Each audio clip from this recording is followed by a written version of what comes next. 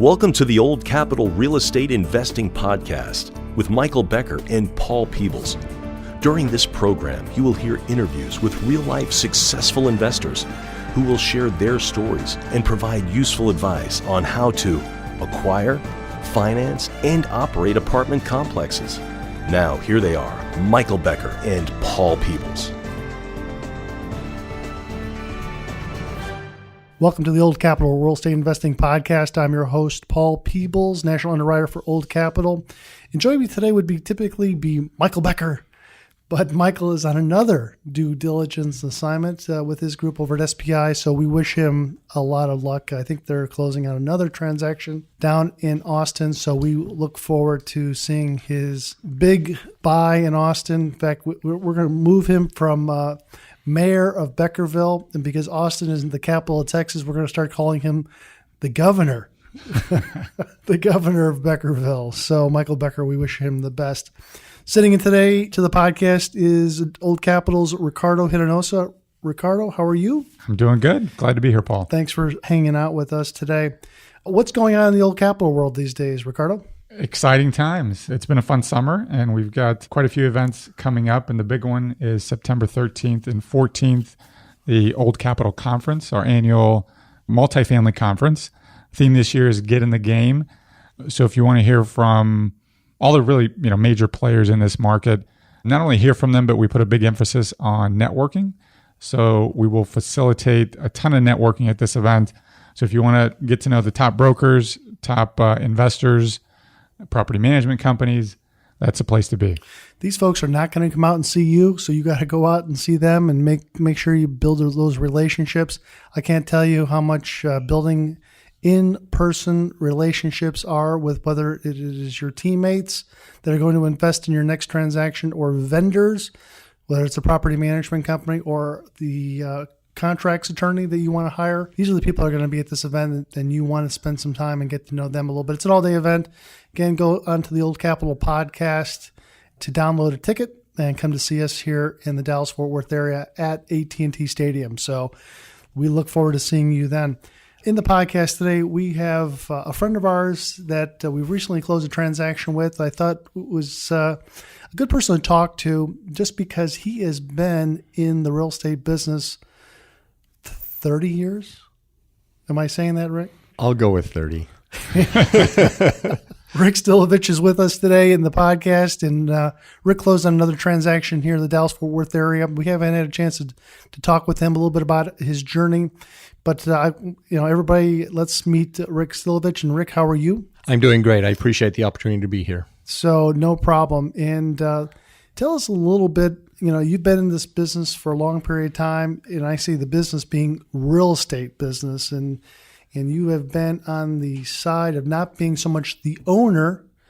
In some cases, you were part of the ownership group, but you've been more on the representation group. Would that be a fair statement to say? Yeah, and mainly on the owner representation side. Yeah, the owner representation side.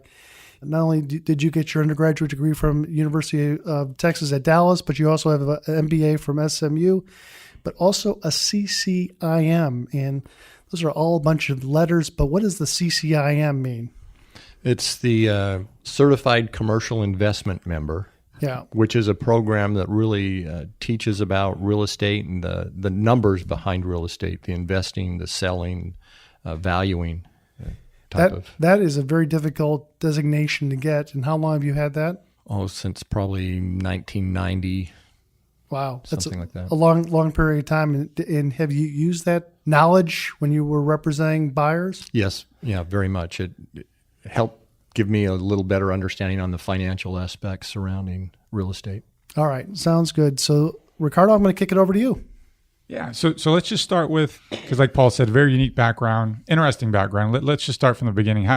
Tell us about what you did kind of in the corporate world for many years. Well, let me start by saying I grew up with a fascination of real estate. And as I started college, I had an opportunity to buy a small agricultural piece of land and was able to develop it and subdivide it. And it was my first opportunity to present before a Planning and Zoning Commission and City Council as just a young kid, and it was terrifying. But I was successful, and I was able to sell this parcel after I got it improved to a residential home builder. And I took the funds from that, bought a duplex and a couple rental properties. So I started out in the beginning, I loved real estate.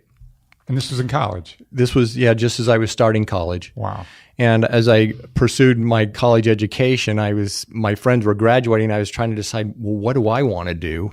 And I went to a mentor I had then. I said, help me decide what I want to do. And he says, I can't tell you what you should do, but he says, one thing I can tell you is you need to find something you like doing, because if you like doing it, you'll do it well. And if you do it well, you'll be compensated well. And I thought, well, of all the things I'm doing, I really like real estate.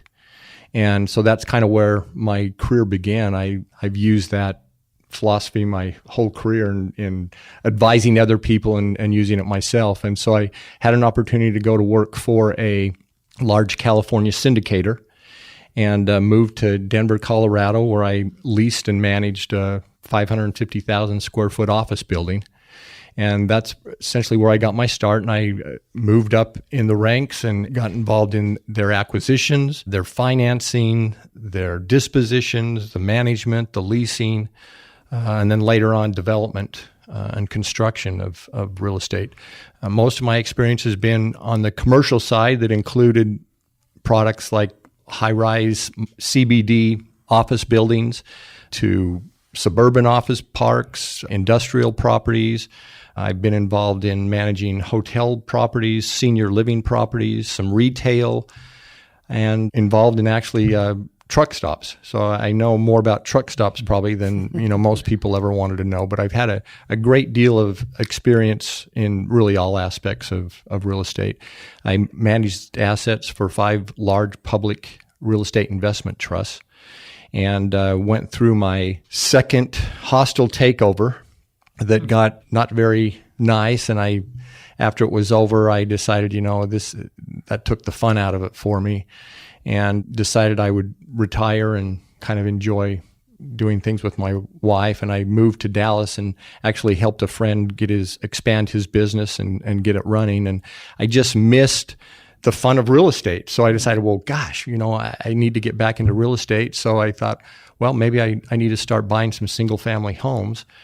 And I started going to auctions and looking at homes and driving around. And I started visiting some bankers because in order to scale this, I needed some financing arrangements. And I found that since I was retired and didn't have an income, a lot of the bankers weren't really willing to talk to me. They are looking at income statements to justify financing a single family home. So one of my bankers said, hey, I've got a friend who has about 40 or 50 single family homes. Why don't you give him a call and get his advice? So I called, reached out to him. He was a member of one of the local educational mentor groups, and invited me to go. So I went to one of the orientation meetings and learned a little bit more about the multifamily concept. And I thought, as I listened to him, I said, that's exactly what I was engaged in doing in my career, buying and selling commercial real estate. It's the exact same plan. It's just a different product type. So I got excited about it, decided they didn't need my income statement. They needed my balance sheet, and my balance sheet was, decent. So I set off on that path. And I think it was probably July of 2016, I joined one of the local groups. And I think I invested in my first passive deal in August. And because I had the concern about the lender side, I realized that in order to be a lead and to get financing on a commercial property, you needed some experience. And so the next 4 transactions over the next 6 months that I got involved in, I was involved as a guarantor or a key principal. Mm-hmm. And so that would, I thought, help me gain the experience I needed once I was able to find a property and secure a property on my own. And Ricardo, what does that mean? What is Rick talking about with trying to get his experience? Yeah, so Rick engaged us pretty early in the process and laid out kind of, here's my game plan. I'd like to get into business. I'd like to do my own deals. Here's my balance sheet. So he had that. He had the net worth, liquidity, which are 2 key components that we look at. But although he had a lot of kind of resume corporate world real estate experience. He had never owned a multifamily property, had never signed on a loan, which is how we view experience from a lending standpoint. So he said, hey, he wanted to get into the business. His path to getting that experience was to sign on and be a guarantor. So he brought his balance sheet to, let's say, another investor that was looking for a deal to help them qualify from a net worth liquidity standpoint. And in the meantime, Rick gained that experience. In this case, it was agency experience that helped him for his transaction down the road. So he was, working to check those boxes throughout that process. How important is it to check those boxes? Extremely important. Those are the three kind of main boxes that we need to check. One, do you have the net worth? Do you have the liquidity? And then do you have the experience? And we need to see that amongst the guarantors for a specific deal. And what is the bank looking for the net worth and then also the liquidity? So in general, every deal is a little different, but in general, we're going to need net worth of at least the size of the loan amount. Liquidity, usually at least 10% post-closing liquidity. So after the equity is injected, we want to see that the guarantors have a good amount of liquidity to be able to manage things going forward. Does Rick need to have that all by himself, or is this when he did his first transaction, he was just helping the original sponsor who was putting the deal together? He was trying to check that box, and maybe that original sponsor did not have, or it was a little short, and that's why he wanted to bring in Rick to help him on the net worth and liquidity, and that also helped Rick that maybe that original sponsor had the experience exactly on the deal. Does that happen all the time? All the time. Most of the deals that we transact, it's not just one individual. It's usually a team, and that's one of the great things about multifamily and multifamily financing is you're able to scale the business fairly well by just pulling a team together. So I may have a little bit of experience. Maybe I don't have the net worth or liquidity. I could partner with somebody like Rick who does, and together we can pull down a transaction and make the deal happen. So now you had been in real estate for, say, 30 plus years, and so you really had never got into the multifamily, and you couldn't check that multifamily box. But when you were brought in to help somebody else who probably already had experience, Rick, what were you seeking at that period of time? Were you seeking just to check your box for you personally, but we're also looking for how other people had structured those deals and to learn a little bit about how they talk to other passive investors, other limited partners? Tell us a little bit of some of the stuff, the benefits for you becoming a passive investor in the deal. Well, it was an introduction to the multifamily world. So it opened my eyes in terms of what it took to acquire a property, what it took to manage a property, what the transition was like, how to manage and the portion I really have never had any experience for is, managing the syndication and the investors that are participating in the investment. That was a whole new experience for me there. So those were very important and valuable lessons to observe. So you got a lot of education and you got a lot of relationships that were built when you joined this mentoring club. And we can say it's Lifestyles Unlimited. You joined Lifestyles Unlimited, and then they helped you or form you in your experience level too, is that they taught you a number of things. They got your education up as high as possible. Looking back, do you wish that you had gotten into this thing, say, 30 years ago? Oh. My gosh, I think about that all the time. I missed out. I thought about it a lot 30 years ago, but it certainly shortens the gap for you getting into the business by having a mentor, having an education group, having a network, having the ability to raise money to buy these larger apartment buildings. Because if you're just kind of going off of your balance sheet, you could probably afford a 25 or a 40 unit building. But when you come together as a group, you can afford a 150, 200 unit apartment building. Yes. So it really is, it's kind of eye opening to go with larger economies of scale quicker than trying to work your way up over a period of time. Yeah. And I think the other valuable issue here is this is not an individual sport. Yeah. It's a team sport, and you need a team. And that's one of the things that Lifestyles provided for me was access to qualified people and vendors that I could gather around to ensure, success in the acquisition of a property. So you went the passive route. I think you invested in a little over 1,000 units passively, and then the decision to do your own deal. So over a couple of years' time, you were ready to do that. Let's talk about that first transaction, kind of how that came together. Well, I think I started looking for my first deal 4 or 5 months after I joined. Gotcha. As I was accumulating these guarantor key principal opportunities. But it's a very different market today than markets that I participated in the past. I don't ever remember buying a property that we got for less than a 10 cap. We were looking at things at 10 to 15 caps. And so as I have that as my experience background and I start looking at multifamily properties and I'm seeing things at 7s and 6s and 5 kind of caps, I'm thinking there's got to be a deal out there where I can get closer to that 10 cap that I need. And so I think one of my worst enemies was the fact that I had this experience and I was kind of recalling the way I'd participated before and it was sad to realize that those kind of deals just really weren't available today. And so it took me a while to lower my expectation to a level where it was consistent with the market. So the 10 caps really were kind of based on your thinking of that's kind of the normal, what you should be buying investment real estate at. But you're talking about 10 caps on retail and gas stations, your gas station analogy, office space, With that, you just have one tenant. In the multifamily, if you have a 50-unit building, you have 50 different tenants on that property. So you can always try to raise rents on one of the tenants each time that there's a turnover. So it was really a mental thing in your thing, in your educational piece about going from 10 down to 6.5 or 6 in the cap rates and kind of figuring out this, economies of scale on these larger apartment buildings that had the multiple tenants instead of just the single tenant.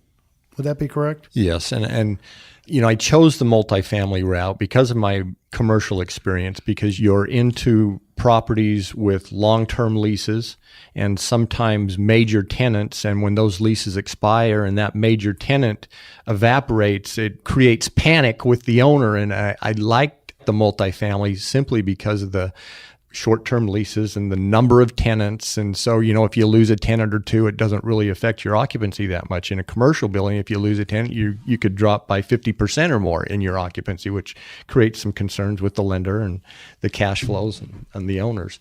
So the multifamily, I felt, was a much safer type of investment for an individual than commercial type of property.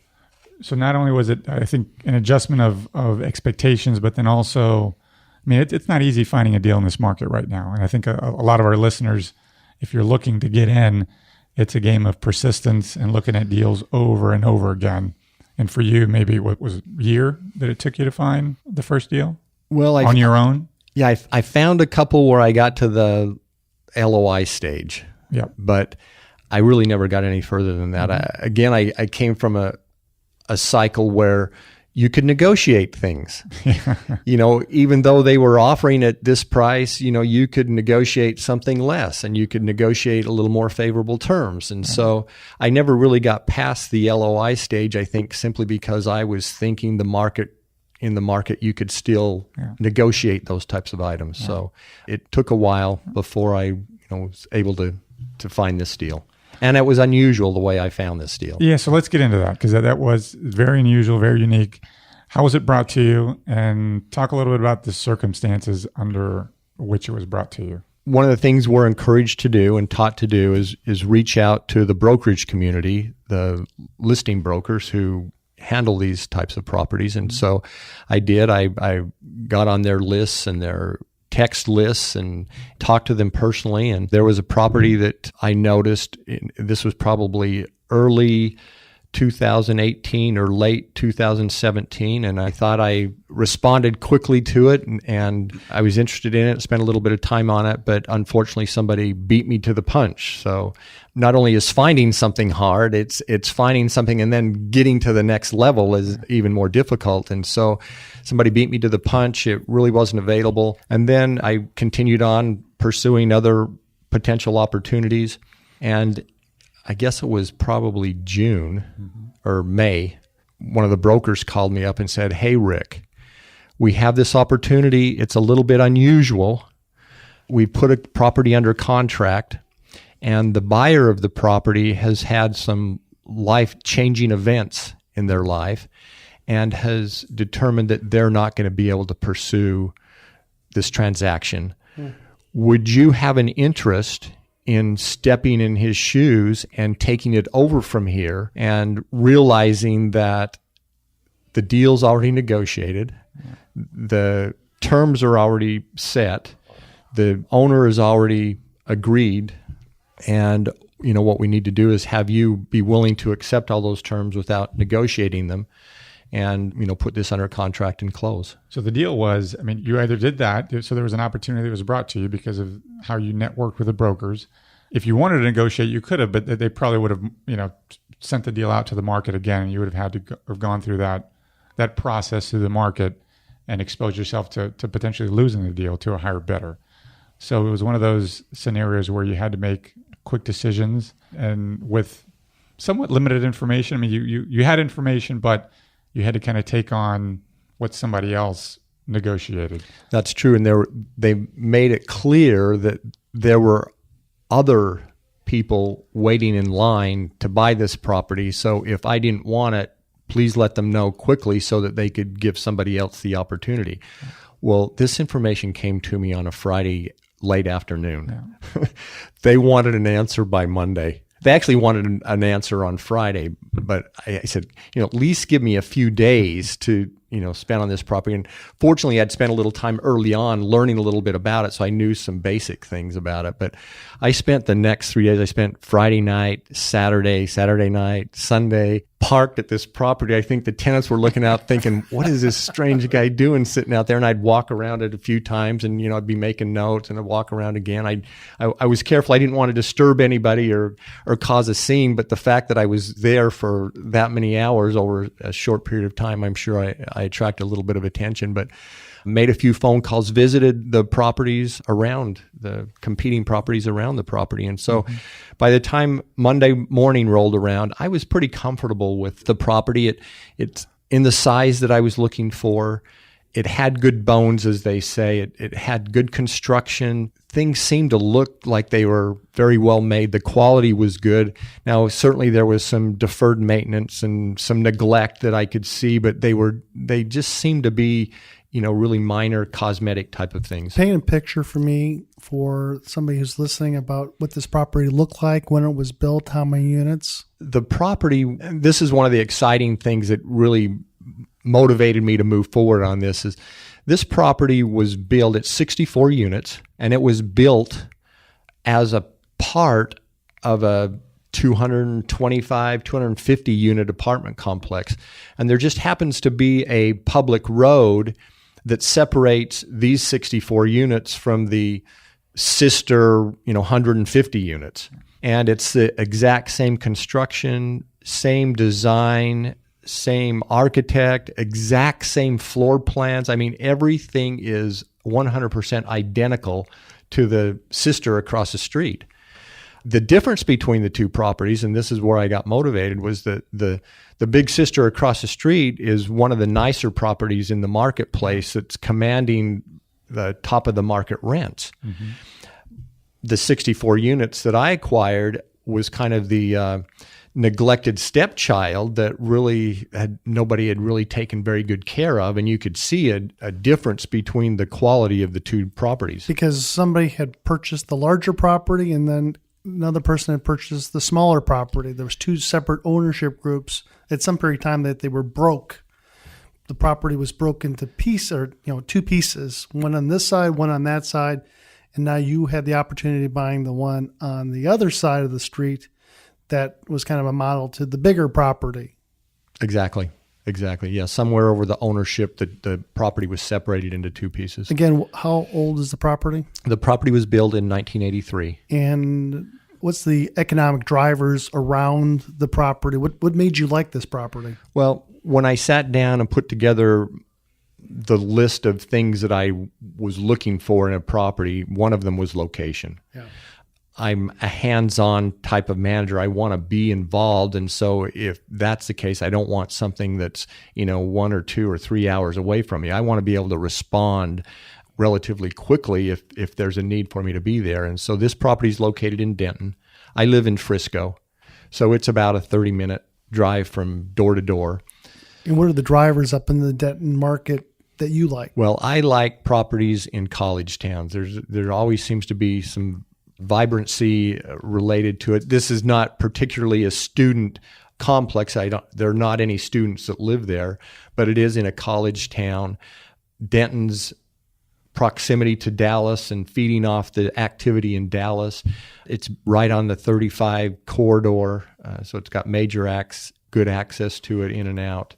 It's actually the University of North Texas has opened up, I think they call it the Discovery Center, for graduate students and technical type of education. And that's just almost within walking distance of this property. So it's, I think, in a pretty good part of town. There's some good competition. We're not out there all by ourselves.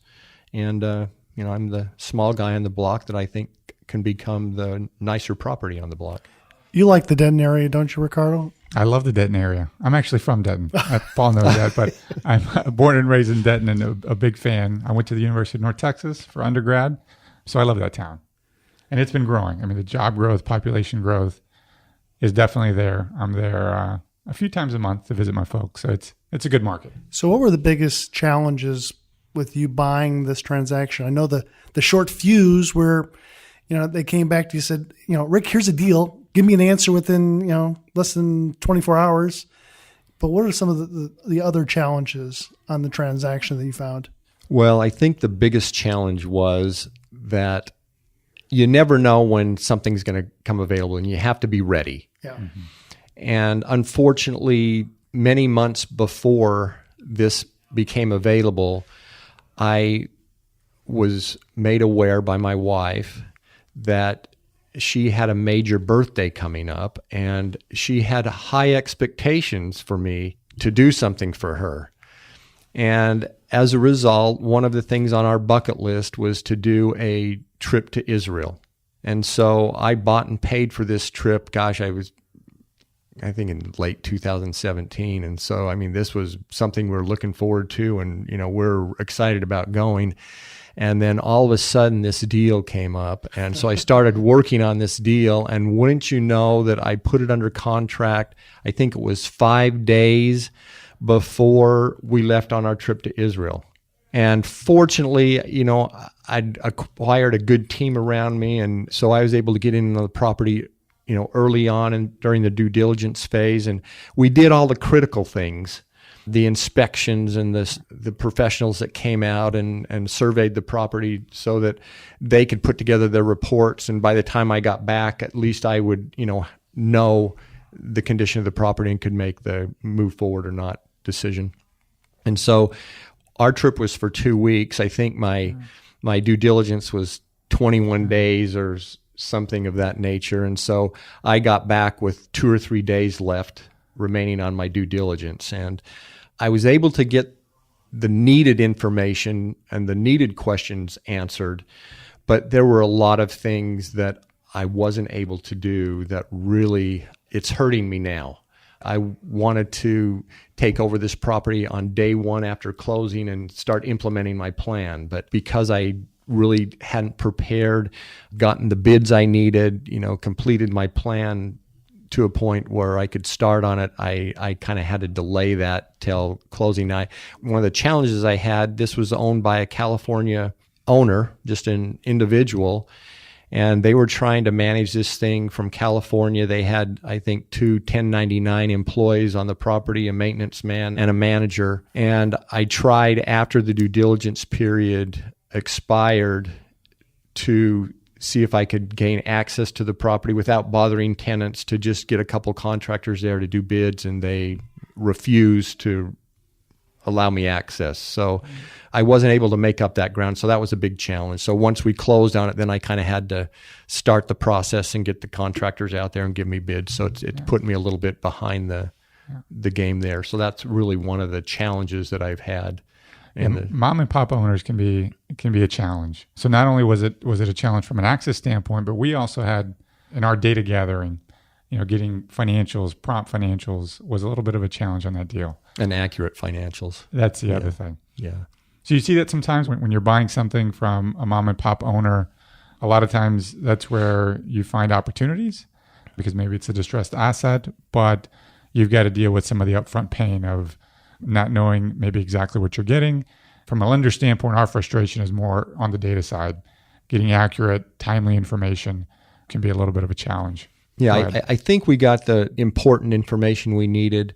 A lot of the stuff we didn't get, again, gave me some motivation. For example, there's a laundry facility there, and there were no revenues that showed up on the operating statements for revenue from the laundry. And it worked. I remember it was functioning, and it works. And in fact, after we closed, I got a form and an email from the owner saying, hey, you need to fill out this form and get it back to the laundry company so they know where to send the revenues. So, there are little things like that in there that I knew that there's some rub opportunities there that, weren't being taken advantage of. There were just some things that kind of excited me and helped me overcome some of the challenges we had with the owner. It was a good property. It was well built. The roof was in great condition, only 3 or 4 years old. And then something that, we found out was the property consists of 7 buildings.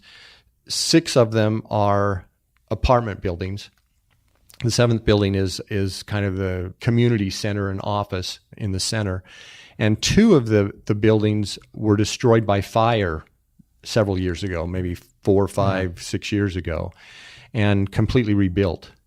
And when they were rebuilt, they were upgraded. They've got, fairly nice finish, although it's a little bit aged and dated. But again, they were in good condition. They have the fire detector, sprinkler systems. I mean, it's all updated type of construction. So those are actually being used as kind of my model to upgrade units as we go. The most difficult transaction to do is going from 0 to 1. So you've gotten your one transaction down after doing a passive partner in a number of transactions.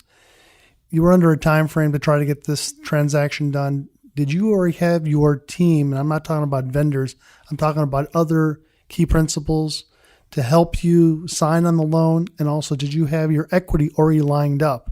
Did people already know that if you found a deal, they were going to come into the transaction with you? I think that's an important point. And a little story here was that I was new. I hadn't purchased any properties before. And so we had to present my case and me to the seller to make sure he was okay with me stepping into the position of the buyer that was not able to buy the property now. And one of the, I think, motivating factors for the seller was that the key principle of the prior buyer just happened to be a couple that I am a key principal guarantor on one of their loans. So I had a great relationship. And in talking with Ricardo, we thought it would be good if we could go back to the seller and say, hey, it's not the same buyer, but we do have the same guarantor that's got the experience that and so I was able to go to this couple and ask that they be a key principal for me, and they were happy to do it. They already were familiar with the property and liked the property. And then I have another key principal who has got some great talents that I'm able to use on this property too. So I had the 2 key principals that joined me in acquiring this property and signing on the loan. And your limited partners, the people that were bringing, say, the majority of the equity into the deal, did you already have them lined up that did they already know when you found a property they were in to invest in your deal? Yes, and kind of a funny story there was when I started this, I wanted to be able to give everybody an opportunity that I could. And so my threshold for investors, and I had enough. I had more than what I needed that were kind of following me and waiting for me to find something.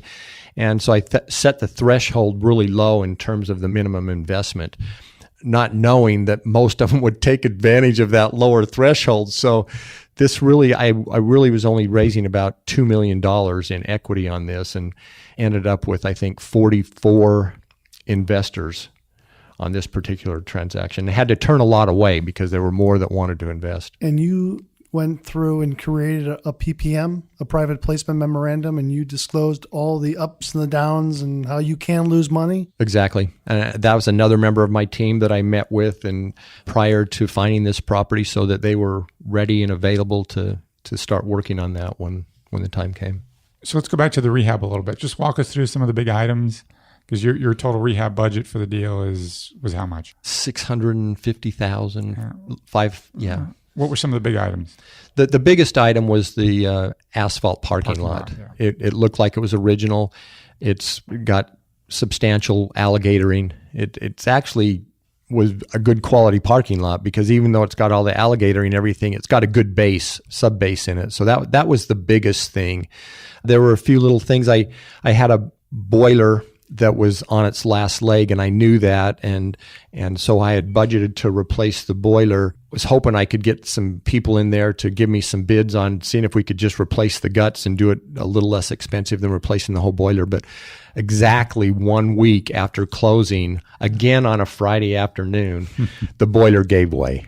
And I had contractors out there on Saturday, and we all just determined that there was no way to salvage what was there. And so the poor tenants had already gone one day without hot water, and it was a Saturday. Fortunately, I have a close friend I've known for many years who's a manufacturer's rep for boilers, and it happened to be the exact same kind of boiler that we had there. I called him on Saturday night. He says, "Hey, Rick, I think I've got one of those in the warehouse. So first thing Monday morning, we can check for sure." And so then I spent the next couple of days just trying to find a contractor, which seems to be one of the more difficult challenges I have. And I found a couple of contractors that said they were willing to do it. They came out and looked at it. It requires a special license to install a boiler. Just not any plumber can do that. And one of them that I wanted to have do it had some problems with the city of Denton in the past and decided they weren't going to do business in Denton anymore. So it took me another 2 or 3 days just to find somebody that would install it. So the poor tenants had to go almost a week without hot water. And I'm a very service-oriented type of person, and that was hard to put the tenants through that. But fortunately, I really didn't get too many complaints, and because I think this boiler, they were just used to this thing going out so much that they were kind of used to it. But the nice thing was, even though it was a bad thing that happened, we were able to use that in terms of convincing the tenants that, hey, we're a new landlord. We're not just fixing this with duct tape and baling wire. We've bought a new upgraded boiler, and we're doing it right. So you don't ever have to worry about the reliability of your hot water again. So that, kind of turned a bad experience into a positive experience for us. The other biggest thing there in terms of renovations are the units. Mm-hmm. So I've got 48 units. 16 of them were redone during the reconstruction of the fire units. So I've got 48 additional units that need some sort of upgrade. So that's really the other biggest thing. There are a few things like fire extinguishers. A lot of the apartments didn't have fire extinguishers. The ones that were there had plastic necks, which I guess are not allowed any longer. So my manager went back to the manufacturer and said, "Hey, you sold us these fire extinguishers. They're not even accepted anymore by code. We need the metal necks." And I just got a text message on the way to the podcast this morning that the manufacturer gave us 64 brand new fire extinguishers. So, there's some good things happening out there. So those are kind of the things that needed to be taking place. There's some upgrades. I need to upgrade the clubhouse a little bit. And then there's a community area behind the clubhouse. And one of the things I want to do is install a couple barbecues, because some of the tenants want barbecues, and there's the little old broken down ones stretched out along the back of the property that, just probably aren't very safe. And obviously, the tenants would like barbecue, so I'm going to install some nice new barbecue pits in the back community area for them. So, Ricardo, I'm going to kick it back over to you a little bit. Tell us some of the challenges on the lending side. I think you already mentioned before that the seller was not very good at giving you accurate financials. How did the lender, and what type of loan did you get on this deal? How did they deal with the lack of accurate financials? Yeah, so it was definitely a challenge, because we would get a set of financials, then we would get the next set, and it would be substantially different. So it was a lot of going back and forth and us trying to get a consensus around, okay, what do the numbers really look like? So once we felt comfortable there, Rick kind of outlined his strategy to us, say that he wanted this to be a longer term hold. This is a deal he wanted to be in for a while. So we were able to get agency debt. So we did Freddie Mac small balance, nice long-term debt, decent leverage. I think we're in the mid-70s on leverage to purchase price, 73, 74%. 3 years of interest only to kind of help from the rehab standpoint and cash flow up front. And we did a 10-year term, right? 10-year term with a step down, prepayment penalty, just so that he's got flexibility. If for some reason down the road he wanted to exit, there's some definite knowledge about what that prepayment penalty would be if he decided to step out early. So he wanted that flexibility. That's kind of how we ended up from a financing standpoint. I think overall, pretty good relative to kind of what we were looking for going in. But the biggest challenge was the financials, but we were able to get past that. Talk about financials. Let's talk about financials on a going forward basis. Tell us a little bit about your management company that you're currently using right now. How did you find them? Well, I spent a lot of time interviewing management companies. I've done a lot of management in my career, so I kind of have a fairly good understanding of what's required. And I talked to a lot of the big ones and the smaller ones, and I wanted somebody that had an committed interest in the property. And some of the larger ones I talked to thought that our property was too small to really give me the time of day, or at least that was the feeling I got in the discussions with them. And I was fortunate to find it's Asset Management Strategies, Inc., which is a local Denton company, a small management company that's been in business for a long time. And I was excited when I sat down and interviewed them because they were as excited as I was about the property. They wanted to manage it. They manage it. They knew it well. They were just excited. They had all kinds of ideas. And they're just a little local Denton, exclusive to Denton management company. So they've got a lot of contacts there.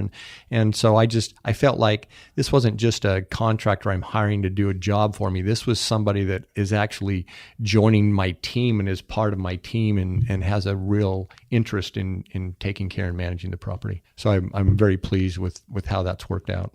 So how are things going with your plan? You've owned the property now a few months? 1 month. Only a month. Okay. Yeah, 1 month yesterday. Okay. Have you started on any of the upgrades? Any kind of indication on where you think you'll be able to push rents? Well, once that's done. The boiler's done.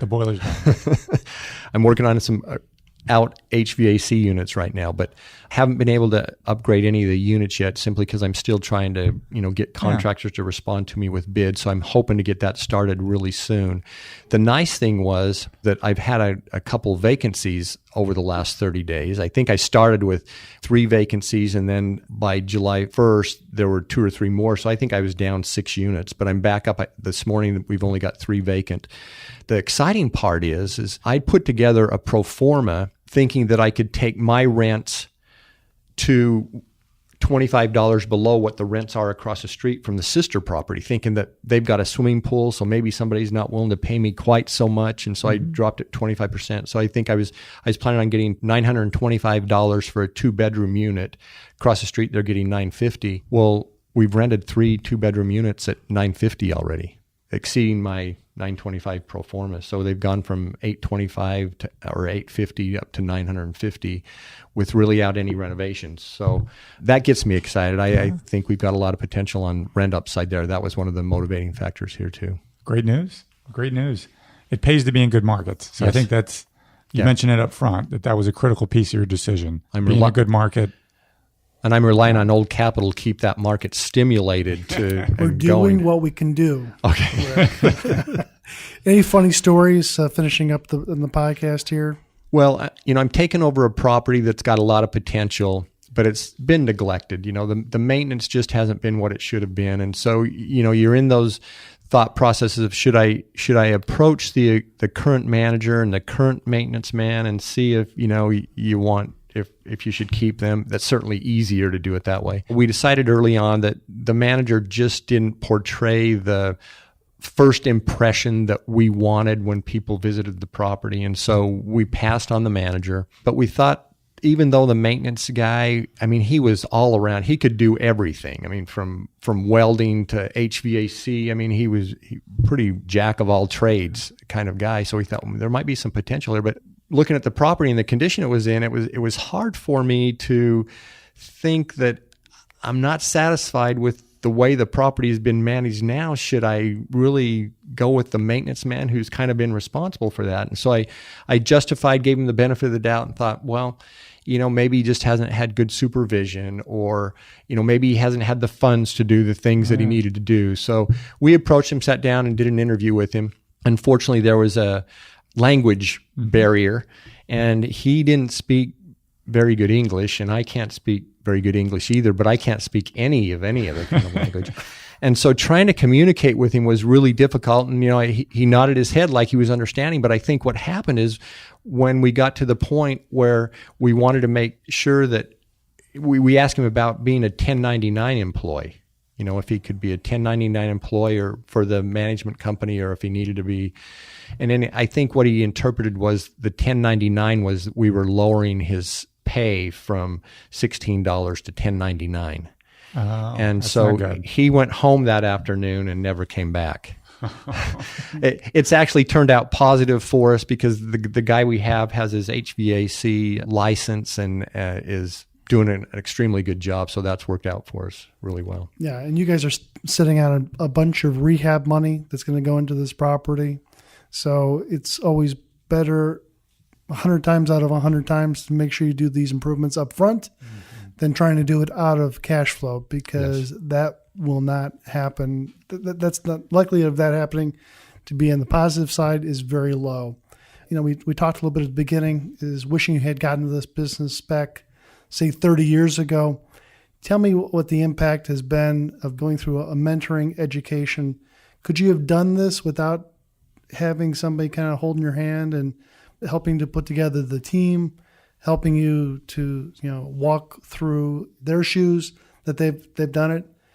You probably could, but it went a little faster by having a mentoring group. Well, even though I've gone through this process many times in my past experience, it was very difficult for me. And if it wasn't for Ricardo saying, Rick, just close your eyes and sign, I don't know that I would have made it. I mean, there were some hard decisions that had to be made that I'm not sure I was completely comfortable with the market and the process to buy real estate because of the market today. And I needed the Ricardos and mentors to say, Rick, that's normal. That's what they do.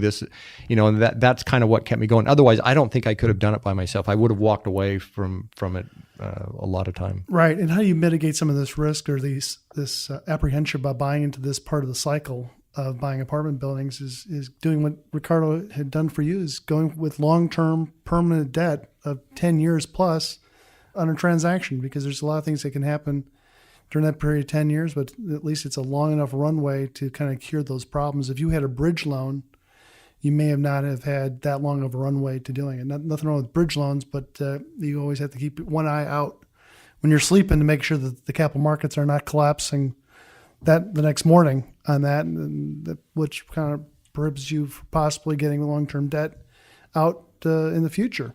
So anything more to add, Ricardo, to our conversation here with Rick? No, good stuff. I mean, I know obviously next is finishing up the rehab and kind of getting this property where you want it. But what are some of your longer term goals? I enjoy real estate. I've enjoyed waking up every morning and going to do real estate every day. So once I get this stabilized and feel comfortable with how it's operating and the investors are feeling comfortable with how things are operating, I want to do it again. And I'd like to be able to do a little bit bigger each time I do it.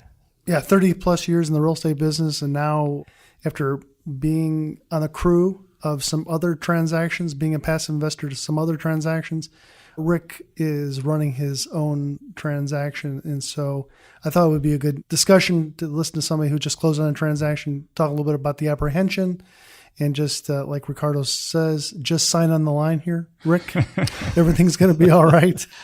So some great information, Rick. Thanks for hanging out with us. We appreciate that. And if anybody wanted to get a hold of you, what's the best way of getting a hold of you? Well, the little LLC that I've created is called Noise Ventures for Net Operating Income Strategic Enhancement. So you can contact me at noiseventures@gmail.com. noiseventures@gmail.com. Rick Stovich, thanks for hanging out with us. We appreciate that. Ricardo, always a pleasure. And I'm Paul Peebles. Have a great day. Thanks for listening to the Old Capital Real Estate Investing Podcast. Please join us at oldcapitalpodcast.com to sign up for our weekly email updates. We'll see you next week for another great interview.